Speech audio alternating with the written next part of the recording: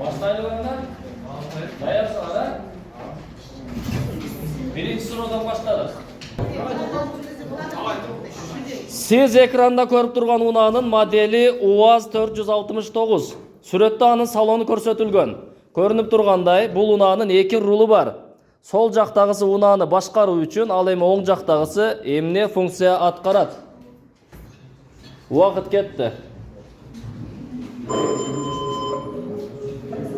Оң жактагы рул эмне кызмат аткарат дейт?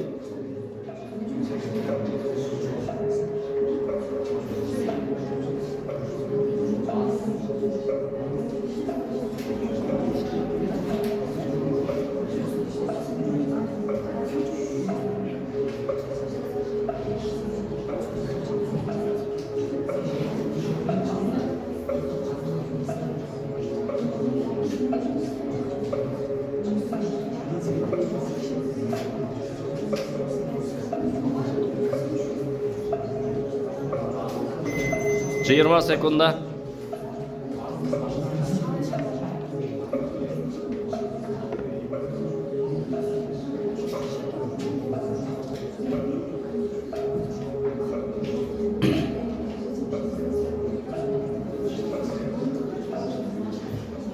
Вакыт бүтті. Жоқ,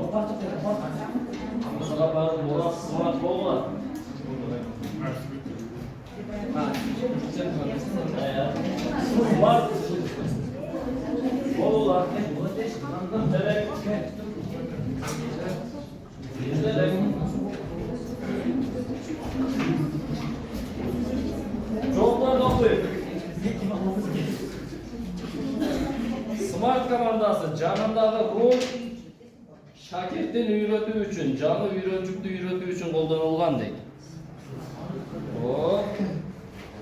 Интеллект командасы сол жактагы машина башкарса, оң жактагысы үйрөткүч кызмат аткарган дейт. Кайлас машинаны бир эле адам айдайт, экинчиси эч кандай роль аткарбайт дейт.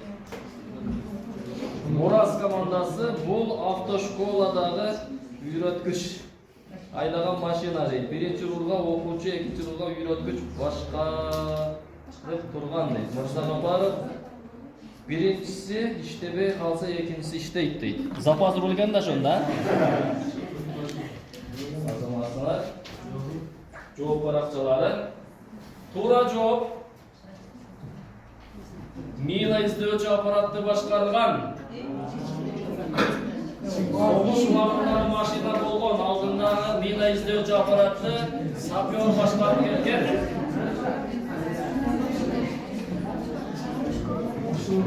Эч кимде туура жооп жок, а? Болду. Кийинки суроого өтөбүз. Тынчтануулар. Деңиз каракчыларынын арасында көптөгөн алдамчылыктар жана пикир келишпестиктер тарыхта болуп турган. Мындай окуялар табылган олжону бөлүштүрүү учурунда кездешкен. Ошондуктан каракчылар олжону тең бөлүштүрүүдө колдонуу үчүн аны кемелеринде алып жүрүшкөн. Бирок анын аларга такыр кереги жок болгон. Демек суроо, алар эмнени алып жүрүшкөн? Аларга керексиз буюм, бирок алып жүрүшкөн. Максаты олжону тең бөлүштүрүү үчүн дейт.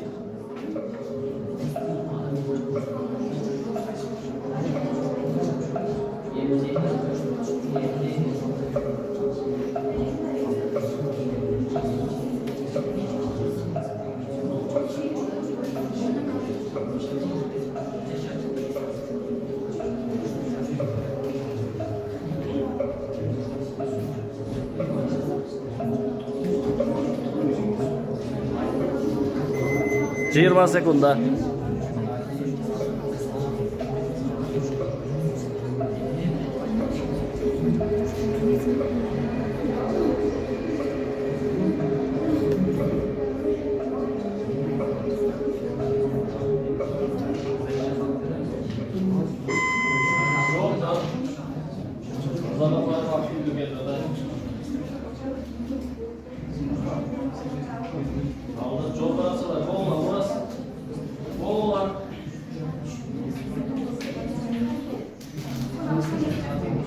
İntelekt. Çoğukları da okuyun. Тараза менен бөлүштүрүшкөн дейт. Интеллекттин жообу. Кайлас командасы башка элдерден адамдарды жардамчы кылган дейт. Башка элдерденби? Туткундарды алышканбы? Ол мурас болжолу бөлүштүргөнгө туткундун нетижеси бар. Сурооңузга олжону бөлүштүргөндөгү пикир келишпестикти жок кылыш үчүн дейт. Мурас командасы туткун дейт. Смарт командасы счетчик дейт, прибору дейт, тараза дейт. Деңиз каракчыларында счетчик эмне кылат? Таразабы? Гапаров сундук дейт. Неге сундук? Бирден салышканбы? Насалга батканы сеники, буга батканы меники де. Толуктоо. Алтын салып жүрүшкөн кийин бөлүштүрүш үчүн салып жүргөн алтынчы негизи. Анан бирок бааны колдонушкан. Болду, кабыл алдык. Кимде толуктоо бар? Мурастар жубайчы туткун неге?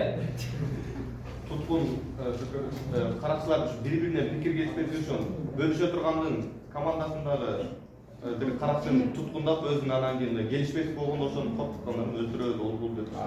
Болду. Жоопту кабыл алабыз. Туура жооп. Алар Библия китебин алып жүрүшкөн. Бирок алар чынын айтсам мен эч кимге адилетсиздик кылган жокмун деген мааниде алып жүрүшкөн. Библия китебин. Эч кимде жооп жок. Демек кол чабуу дагы жок, а? Даярсыңарбы? Кийинки суроо. Француздар үчүн тамак аштын сапаты маанилүү. Ал эми британдыктар үчүн тамактанып жаткан тамактануучу адамдын адеби маанилүү. Демек суроо, немецтер бул багытта эмне кызыктырат?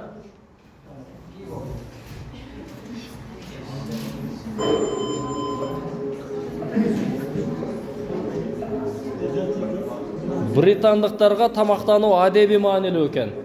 Француздарга тамак аштын сапаты маанилүү. Немистерге эмне маанилүү? Немистерге эмне маанилүү?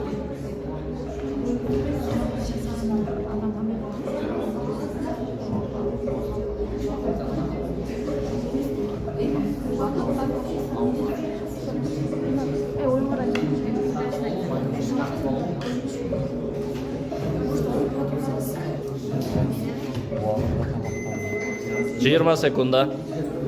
Жооптор даярдайбыз.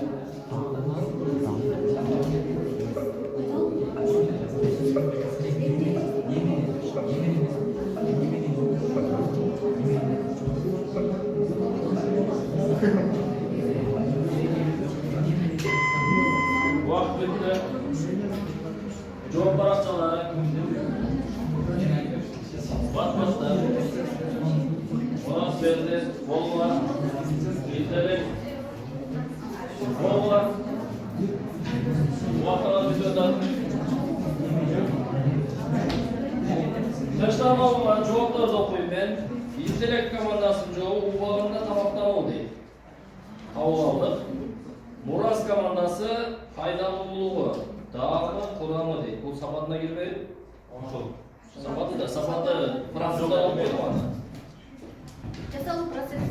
Жасалуу процесси дейт. Смарт дейт. Убакытында тап болуу дейт. Пиво деген эмне?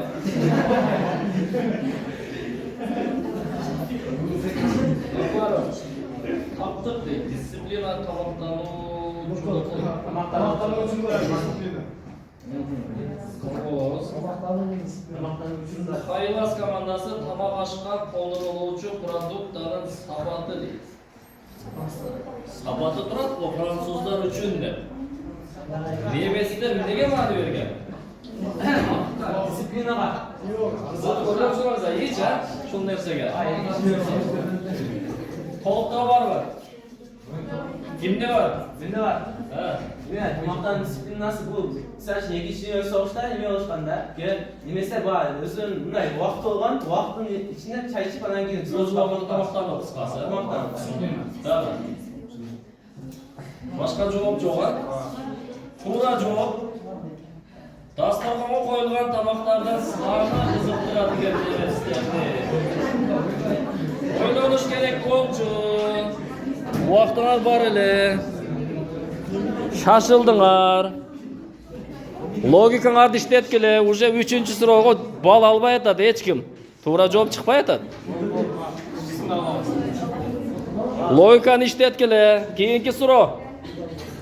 Fit, East, Pegaut, Renault, Chevrolet. Bu so'zlarda una markasi bo'luvi bilan birga bir jalpı ma'ni biriktirib turadi. Bu so'zlarning birlikli ma'nisi emnida ekanini topqila. Vaqt ketdi.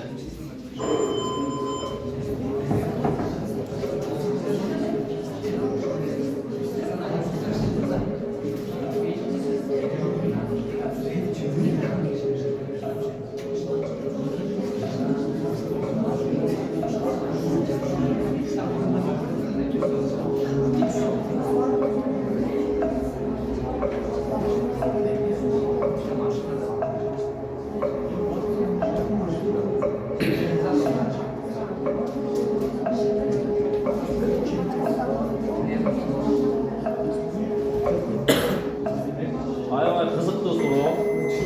20 sekunda kaldı. Logikanı işletkile.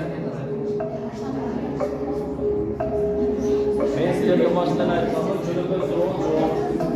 Vardı logika.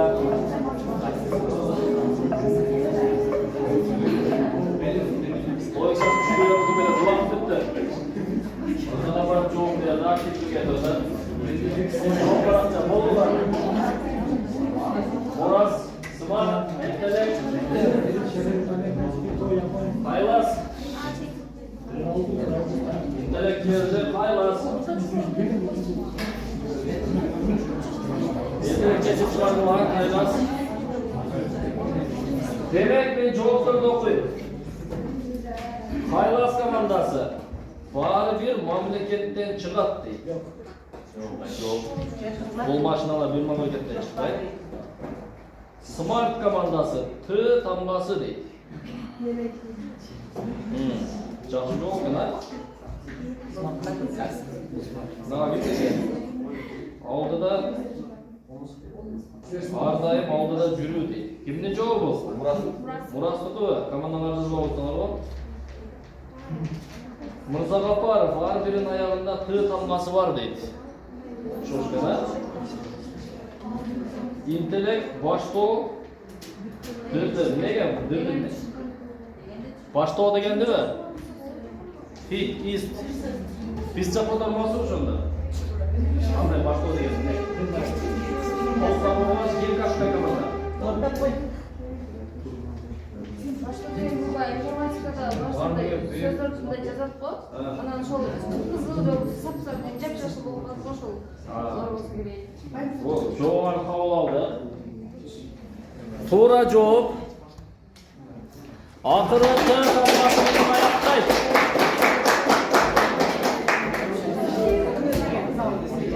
Ayağında T tamgası var. Cevaplarını arap durup doğru cevap kabul alırsınız. Biz keyingi soruğa ötөбүз. Akatsiyanın жалбырактары таннин деп аталган уулуу затты бөлүп чыгарат. Адатта жалбырактардагы танниндин көлөмү өтө аз болот. Бирок, эгерде бул же ал тургай коңшу дарактардын жалбырактарынын саны нормадан төмөн азайса, жалбырактардагы танниндин көлөмү кескин көбөйөт. Демек суроо, эмне үчүн мындай болот? Мынау акация дарагы.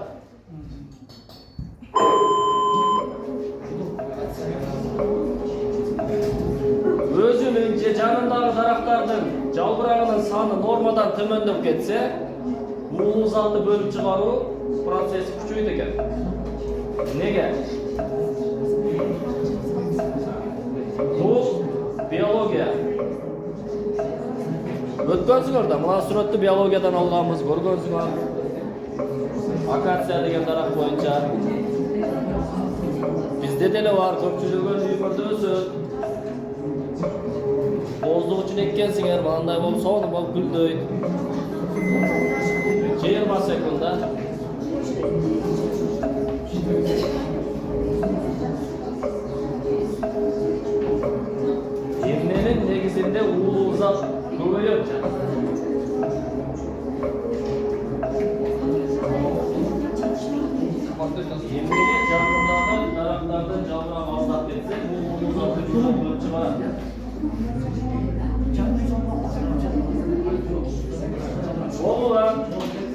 Түштү. Айлас, сіз қалаудасыздар. Олғыларыңыз.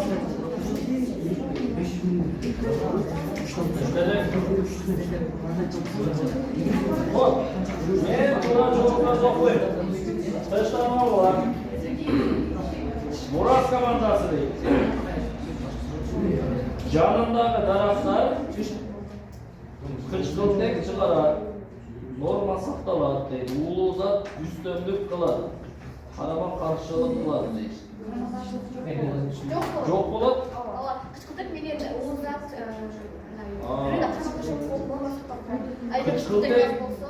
Кычкылтек бұл газ да. Таннин деген мен улы зат дедім. Зат да ол Daraqlar qishqiltek nima bo'lgan? Daraq qishqiltek chiqarib salib bo'libdi. Кычкылтек аздағанда таннин көбейіп кетеді ошонда. Azdaganda ulu zat emeslik күшөттү. Қаулы алды. Смарт командасы ширелүү болот дейт, жыты басымдуулук кылат. Тикенектүү тамыры чоң дейт. Тикенектүү тамырын каяктан көрдүңөр муну?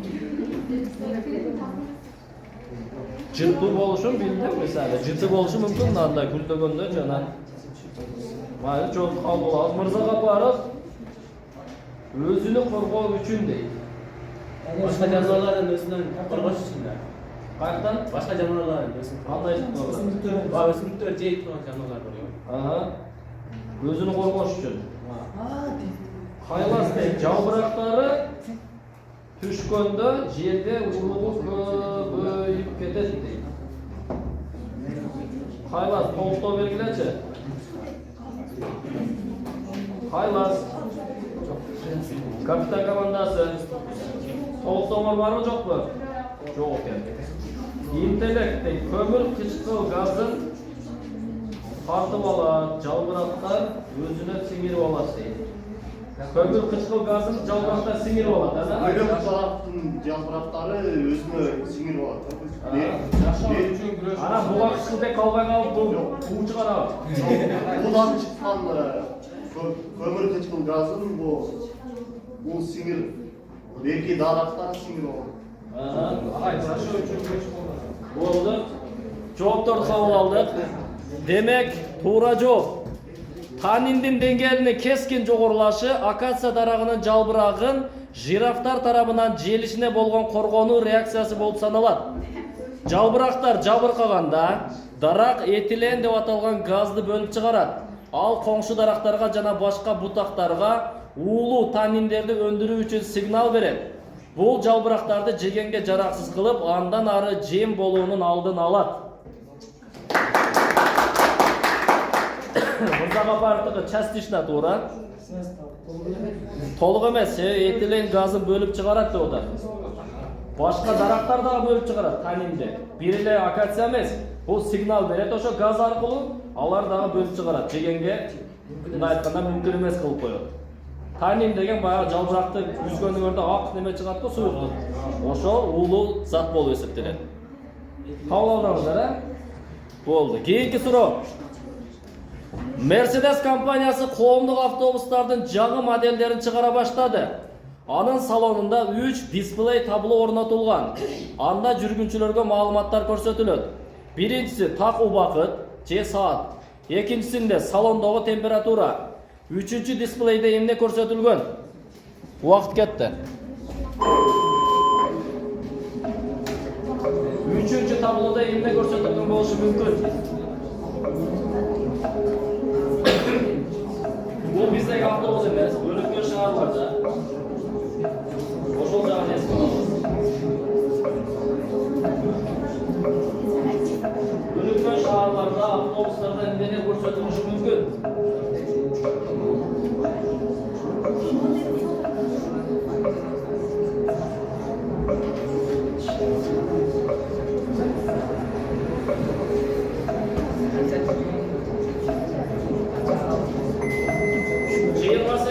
Жоопторду даярдайбыз.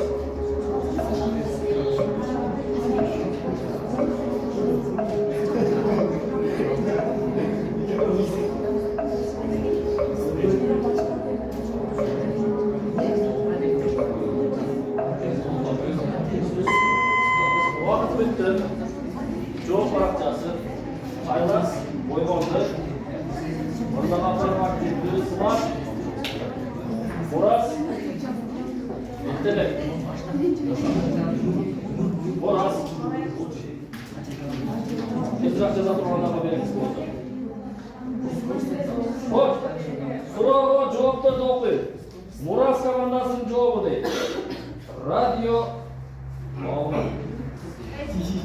Radyo çekiyor ortada üçüncü tablo var. Adresler? Adresi öçürüp koydular da. Demek radyonun çasadas çıkıp durmadı gönde. Bizden çıktık 199 dep çıkıp durmadı gönde. Жақсы, Smart komandасы. Qancha aralıqda жүргөнүн көрсөтүп турган дейт. Пробег аралыгын ба? Ноқаттан Ошко чейин 35 км жүрдүк да. Жақсы, Айлас командасы 3-чү дисплейде ылдамдыгын скорость көрсөтүлгөн дейт. Автобустун ылдамдыгы. Так, Мырзагапаров маршрут дейт. Кийинки остановка Мырзагапаров мектеби дегендейби? Интеллект командасы маршруттун жолу көрсөткөн жол картасы дейт. Экөө окшошкон, а? Туура жооп. Көңүл буруңуздар. Автобустун ылдамдыгы.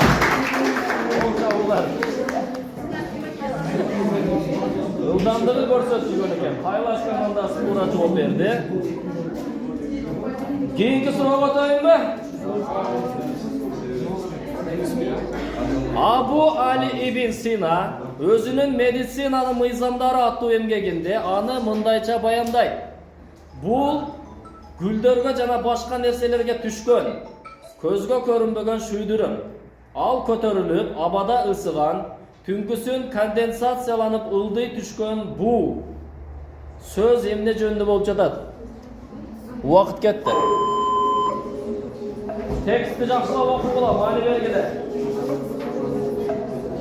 Жөнөкөй текст емес, логикасы өте күшті текст бұның. Биология қайрадан эле.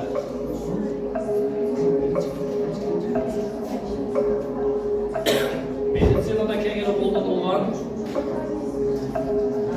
бир нерсе.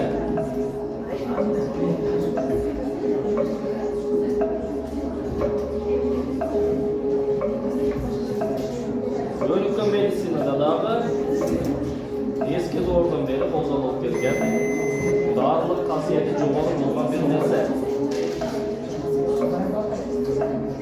Ал көзгө көрүнбөгөн шүйдүрүм, ал абага көтөрүлүп, абада ысытылып, кайра түнкүсүн конденсацияланган буу дейт. Убагыт өттү. Айлас командасы жөнөп ойгонуп кетти. Мырзагапар. Мурас Смарт интеллект. Мурас командасы Айластын интеллект. Мурас. Мен жоопторду окуйм. Тынчтамаңыздар. Интеллект командасынын жообу кычкылтек дейт. Кислород.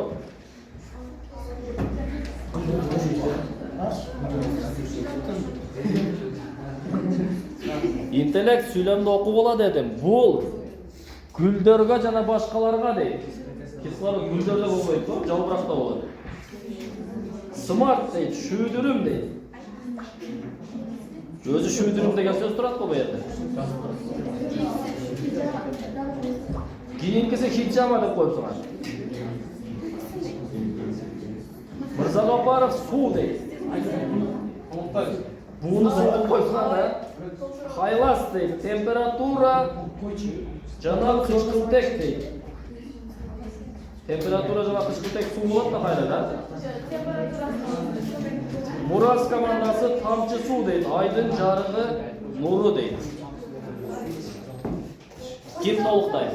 Суу дегенде көп суу эмес кылмайбы? Шүйдүрүм да? Шүйдүрүм өзүндө турат го. Жок, биз суу дедик. Майда тамчыларды атасың го, шүйдүрүм да ол. Agay aytып al түнкүсүн бир жай башка жерде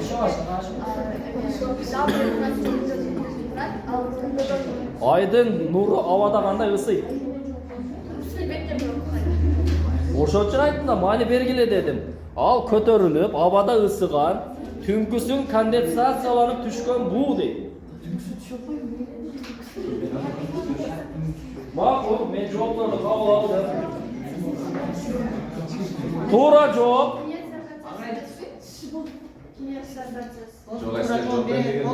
Процесси толуктоо бар экен да. Туура жооп бал. Гүлдөрдүн ширеси өзүнөн өзү пайда болбойт ал.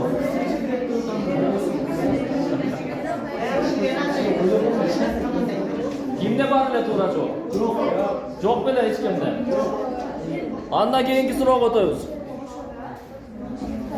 Уламыштар боюнча адамдар андан канча жашта экенин же канча жашоо сүрөрүн сурашат. Ал адамдарга бул боюнча маалымат берет. Бирок ал өзү 10 жылдан 40 жылга чейин өмүр сүрөт. Маалымат берүүчүнү тапкыла. Убакыт кетти.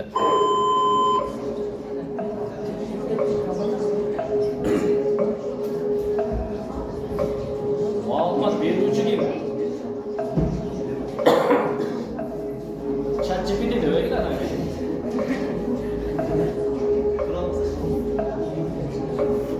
Мен адаштырам. Мага ишендегиле.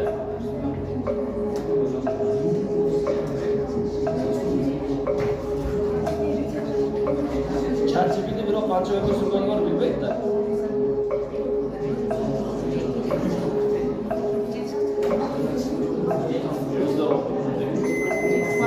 Жыйырма секундда дагы 5 сурообуз бар, 6 сурообуз бар.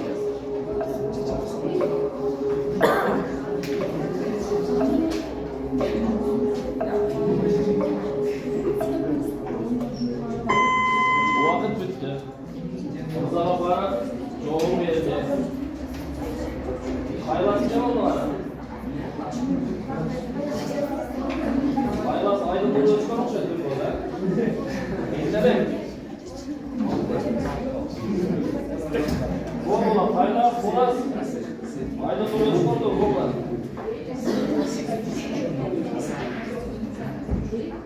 Кайлас, бурас. Жооп жок. Кайласта жооп жок экен, бурас. Болла.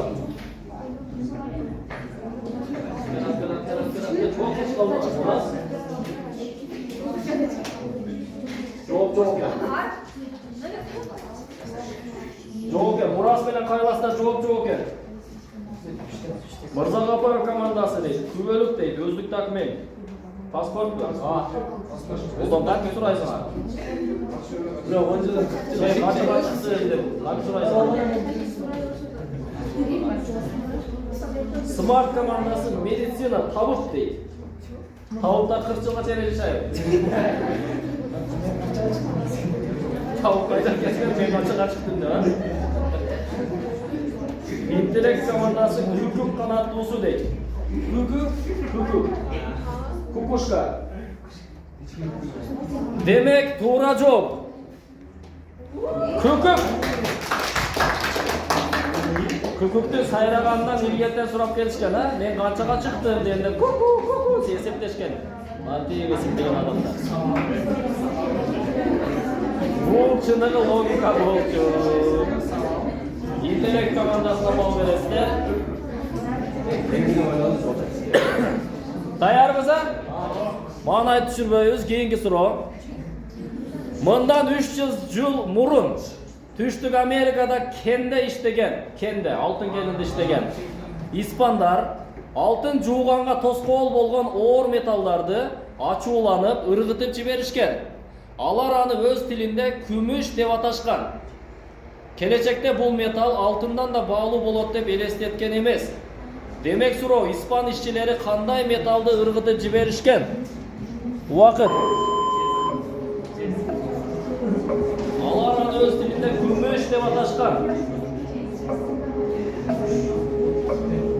Азыркы күндө алтындан да кымбат экен. Ал убакта баасы жок болгон.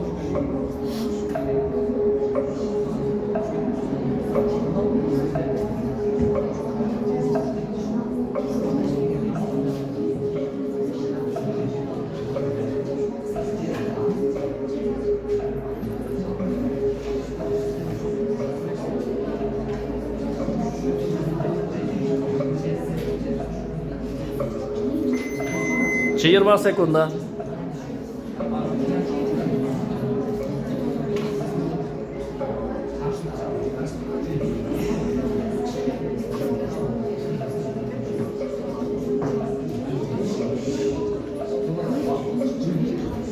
Жоопты.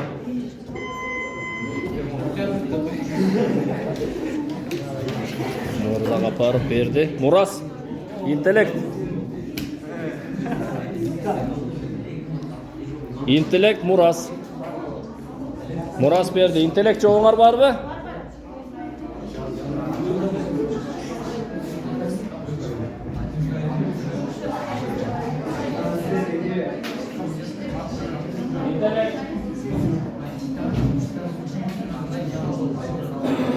İntelektler başlayın. Telefonun batareykasına işletiletti. Ne bu? Signal geldi. Metal var.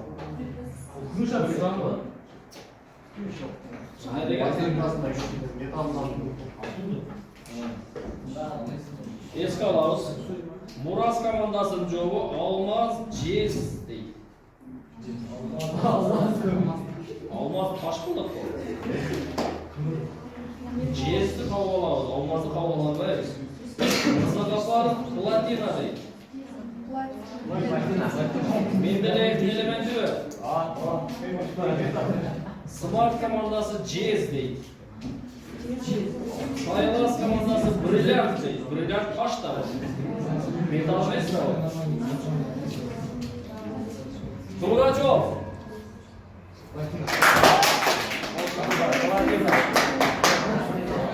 Öz ataylarım da bu gümüş de vatandı. Onlar gümüş de vatandı. Gümüştür al vaqtda boğası çok bolgan, hazır değil arzan. Gümüş kokşap, çıldıragan, bu platina. Deyik soruğa da vereyim mi? 11. soru. Büyüden sürümdeki en cumuşlu oğru bir adamdan ikinci adamga aba arqılı sekundda jugat keldi.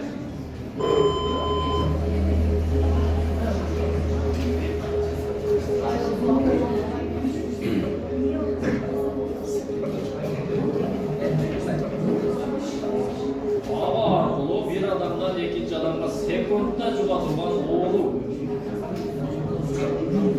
Meditsina bunu oğru dep atagan. Biroq adamlar oğru dep bilbeydi.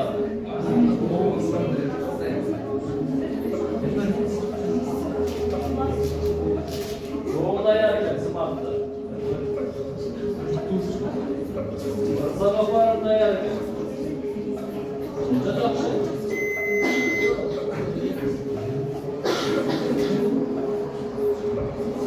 Vakit var.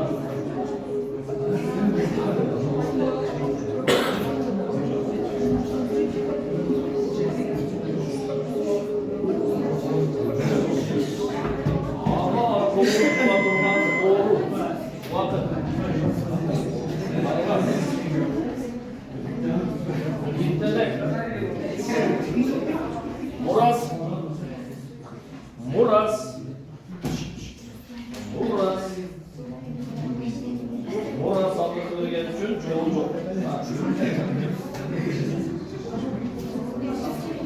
Muras virüs değil. Ne virüs? Virüsü Türk yok da ne virüs? Saylas komandası grip değil. Grip şunda tez juğabı sekundda. Mırza Qaparov esnöv değil. Esnöv. Smart komandası uçak değil. Canı çok ya, uçak değil. İntelekt, grip, sasıktımı değil. Oylama durması o bolçu.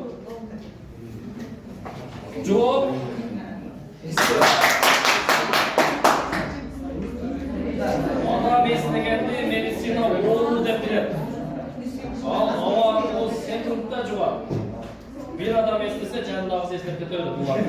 Doğru. Keyinki soru. Türk lirasında Mustafa Kemal'in surati joylashtirilgan. Türklerin arasında uşunday bir tamaşalı söz var. Eğer akçam az bolsa Atatürk de karabayt degan. Türk tuğanlar bu sözü emne üçün aytışkan. Eğer akçam az bolsa Mustafa Kemal seni karabayt dediler. Жақшылап ойлоңгула. Жақшылап ойлоңгула. Logikаны иштеткиле, убакыт бар. Дагы 3 эле сурообуз калды.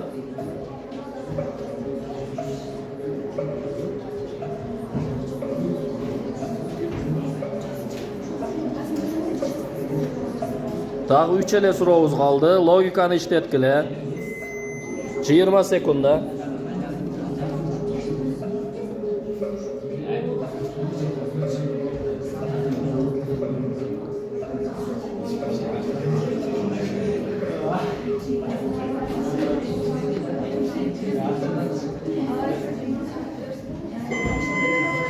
Vakit bitti. Rıza Baba cevap verdi. İsterek düşündürmez var gerekli. Rıza Baba'da varken burası da düşündürme varken hayvansı var. Bol var. Hayvan düşündürme var mı yok mu? Joğa, hap çok edildi. Smart. Düşündürme. Joğa. Smart'ın joğundan başlayın. Eng az akçada Atatürk surati çağrıldırılgan. Eng az akçada var. Atatürk vardı mı da vardı? Haylas, akçan çok bolsa oşol suratdögü Kemal'dı Karabaysı. Al da seni Karabaysı. Bolas, eng azında şekeri karay. Eng dedede dördü. Üç karay. Bolas, Mırza Baba Akçada Atatürk en çok lirada et jaktı karap durat deydi. İntelekt akçanın valutası düşkön sayın yüzü toluk bölünmeye kalat deydi. Düşündü mü? Düşündü mü?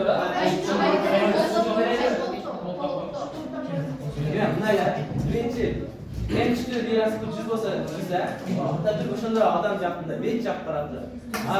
Одан кийин 400 караптыр. Одан кийин 80-70 ушундай берип 5 карап кетелер. Эң алдында Cevap sağlamdı. Doğru cevap. Mustafa'nın surati lirada akçanın saat ölçümüne karab joylashgan. Bir Türk lirasında 90 gradus sol tarafta karab joylashgan. 5-10 lirada 80-85 gradus uşinte oturup 200 lirada 25 graduska çeyin burulup joylashgan. Summa köpöйгөн сайын surat sizge karab bunlara beradi. Doğru cevapka 3 komanda berdi.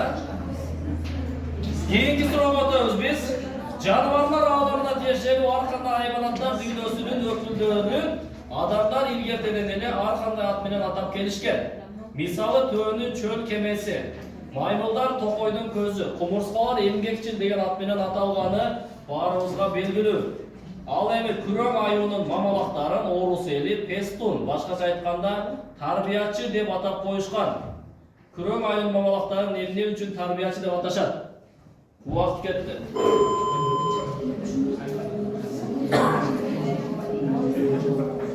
Аюунун өзүн эмес, мамалактарын tarbiyaçı değil. Oğuzlar'da.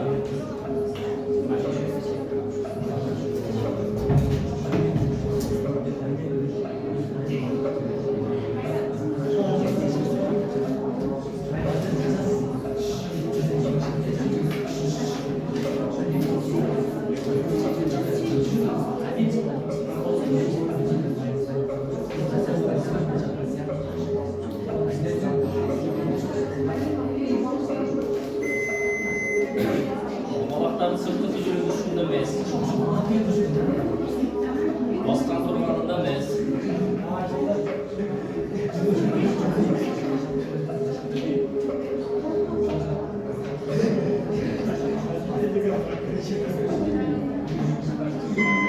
Uақыт bitті. Жауап парақшалары. Мынаға бар даяр. Смарт даяр.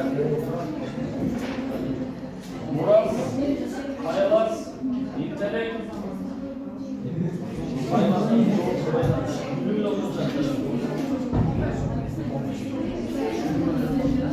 Айлас, интеллект, Мурас. Мурас берді, интеллект, жоқ бабы. Олы. Интеллект.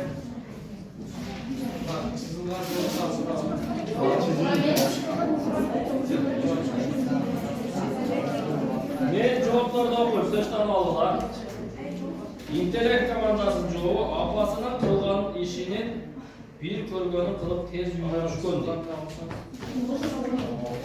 Bir көргенін қылып тез үйренгенді үшін екен, а? Мына кімнің жоғы да? Мұрастықы. Командалар жазып болғылар. Башқаларды көріп, еске алу жақсы болған. Мамалақтарда бар. Айлас, мамалақтар тарбиялы болышқан апасы жақсы тарбиялаған. Мырзаға барып, балдарды тарбиялау үшін Күрең аюның ойыншылығын берішкен дейді. Аюда сөз жоқ, бұл деді, мамаларды деп. Мамалардың ойыншылығын берішкен. Балдарға бар. Типа, медведь.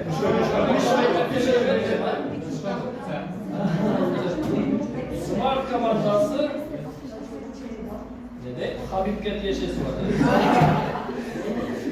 Көршілерге қарап мені диалога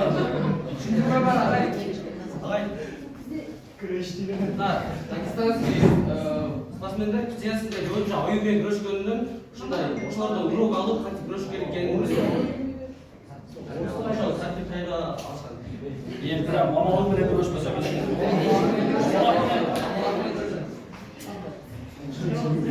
Жауап көзі қайда?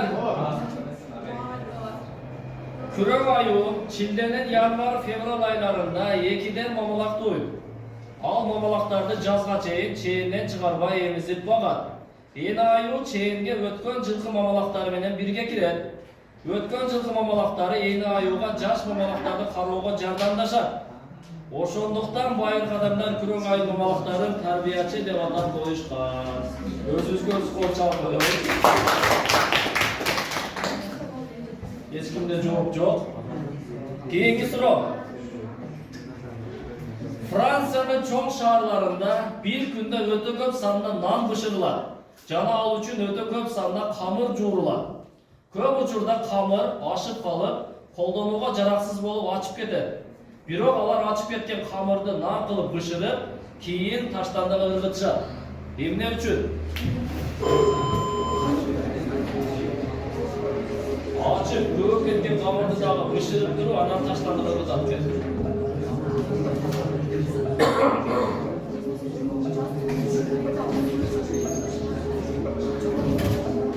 Жакшылап ойлоңулар.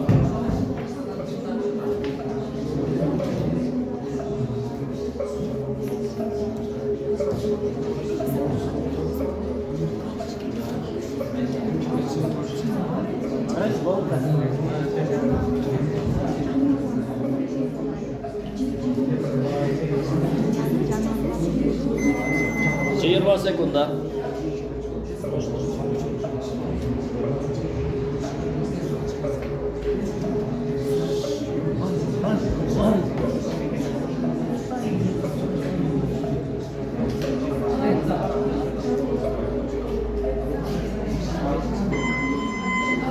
Vakit bitti.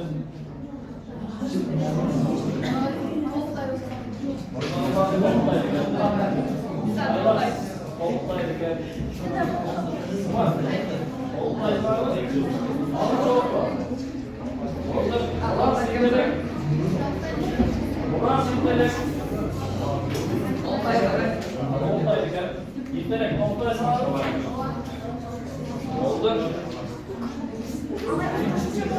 Qo'shimcha beramiz.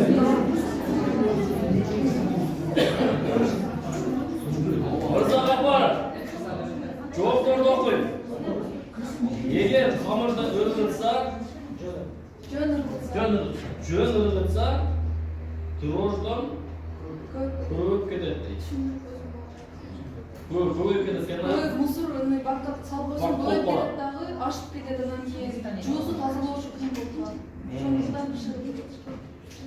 Мынага кимдики? Аты жок экен.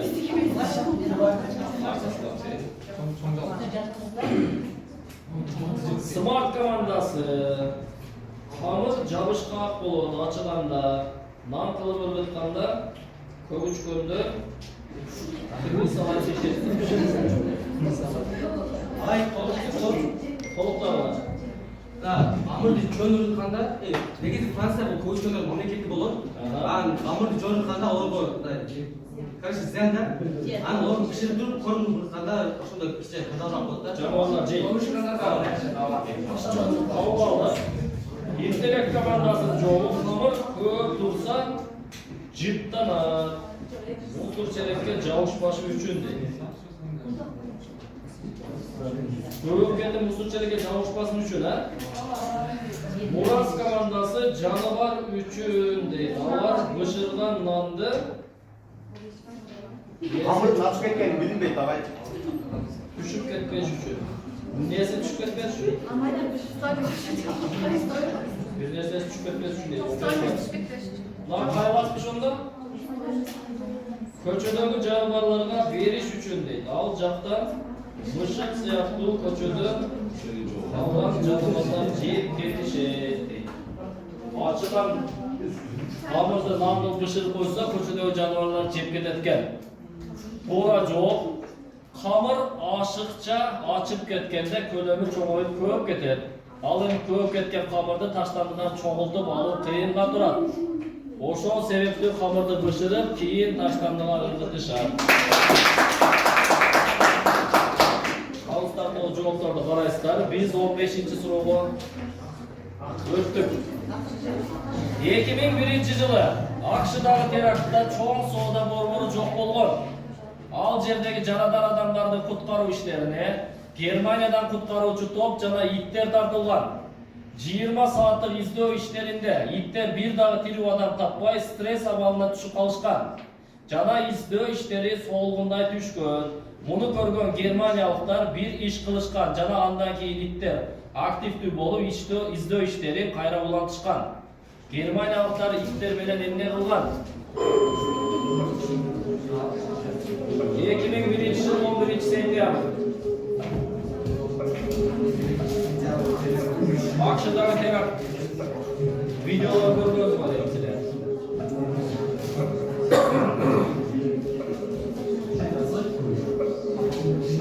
Куткаруучу иттер жөнүндө сөз болот.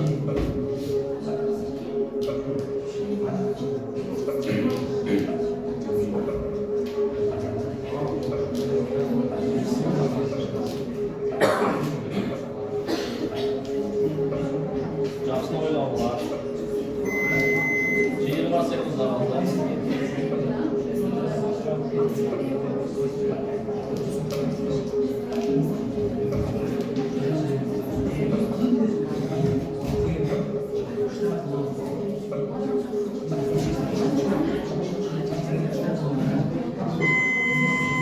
уақыт бүтті.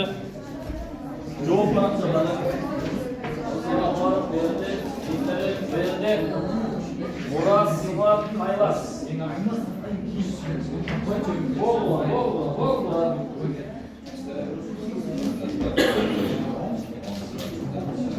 Мурас, Сымат, Кайлас. Сымат, Мурас, жооптары жок му? Болма. Мурас берди. Сымат. Сенти tutalım, bollar. Var komandası.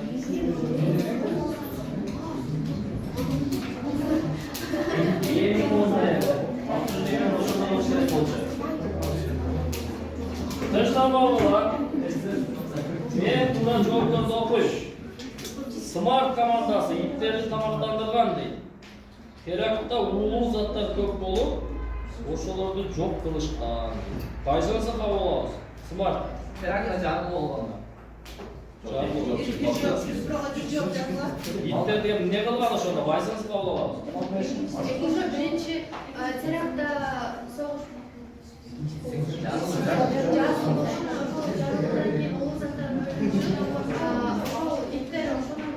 Жабылып калган ошодо. Кабыл алдык. Озамагар командасы. Наркотик чекишке. İtlergemi? Narkotik çektirişkenmi? Narkomanikende itler ha? Kavlardır, itlerek komandası. İtlerge afiyet verip koyuşkan deyip, onu ne söyleşi olmadı var. Haylaz komandası, itlerdi cırt sezünsün, camşık çıkar, kandil, haylaz. Oldu. Tur çok ergile. Tur çok ergile.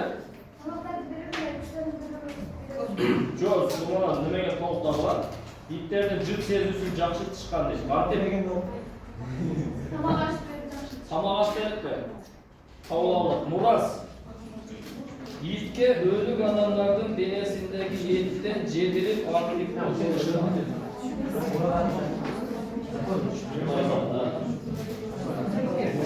Mahkamada gideceğim. Ne yaptın? Ne gelmedi ha? Olsun da. Çok da bana öyle. Cet tavuktaysın abi. Тирүү адамдарды урандылардын астына жаткырып, иттерге адамдарды табууга шарт түзүп беришкен. Иттер адамдарды тапкандан кийин ошодон өздөрүнө мындай деп алышкан. Стресстен арылып, кыскасы издөө иштерин уланта алган. Демек, мен адам таптым деп иттер дагы сүйүнөт экен. Куткаруучу иттер. Суроода көрдүм да, тирүү адам таппай стресске түшүп калган деп атат. Силер наркотик берген деп атасыңар. Булар тирик адамдарды атайын жаткырып, иттерди кой бергенде иттер барып таап, ошодон сүйүнүп, ишин улантышкан кайрадан. Болса булар.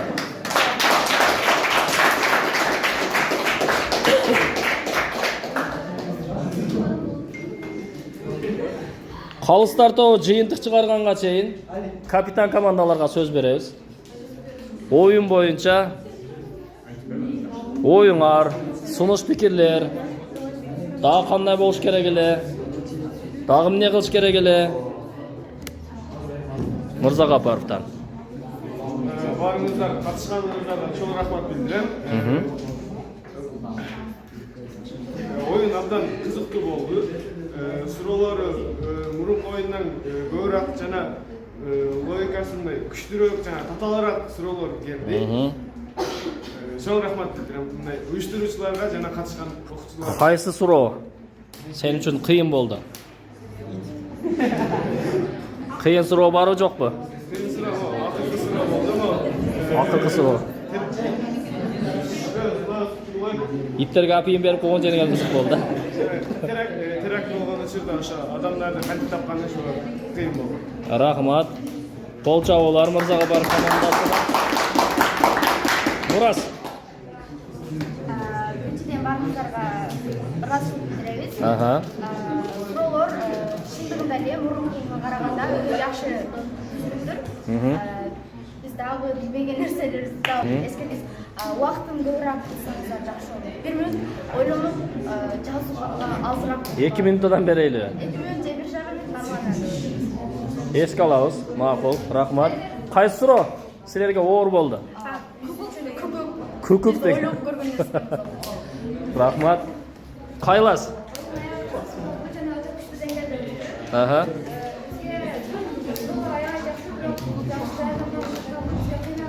Неге даярданбадың Арсу?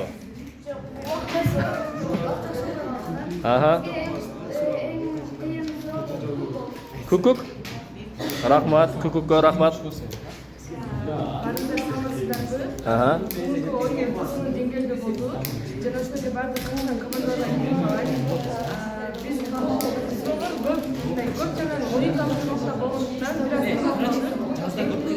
Тынчыраак, Мырзагапаров.